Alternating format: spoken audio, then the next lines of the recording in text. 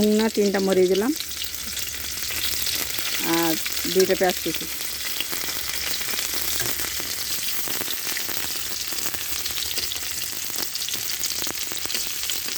রান্না করব এই যে 2টা আলু দিয়েছি কুচি কুচি ছোটো ছোটো করে, লাল শাকের ডাঁটা ঝোল রান্না করব ট্যাংরা মাছ দিয়ে, ছোটো ছোটো কুচি ট্যাংরা মাছ দিয়ে।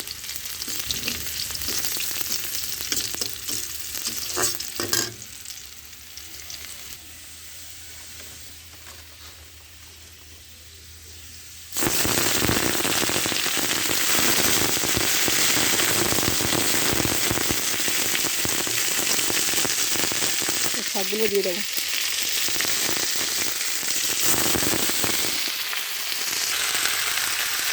দিয়ে দিয়েছি, এবার একটু জল দেবো, দিয়ে ঢেকে দেবো।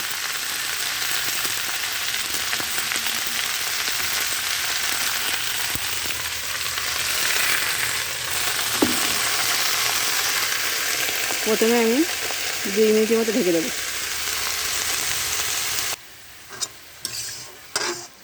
2 মিনিট পরে উল্টালাম, লবণ দেবো, ঝাল দেবো, তার জন্য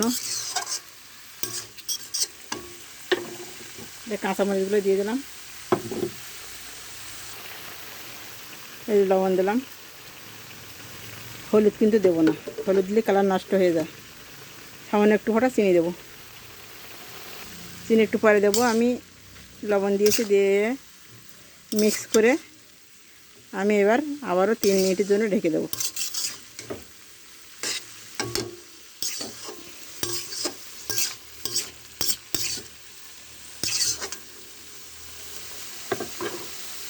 তিন মিনিটের জন্য ঢেকে দেবো।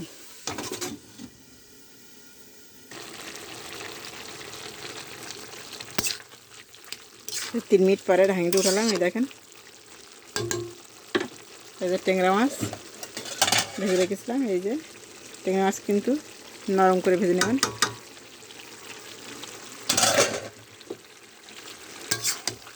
ছোট্ট ছোট্ট ট্যাংরা মাছ দিয়ে লাল শাক খেতে কিন্তু দারুণ হবে। আর ভালো লাগলে লাইক করে দেবেন।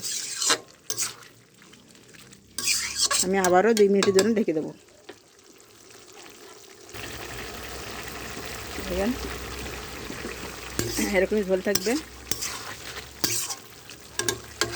হয়ে গেছে। এবার আমি এতে আছে শাহি জিরা, গোলমরিচ আর কালো জিরা ভাজা মশলা গুঁড়ো করে রাখা আমি দিয়ে দেবো।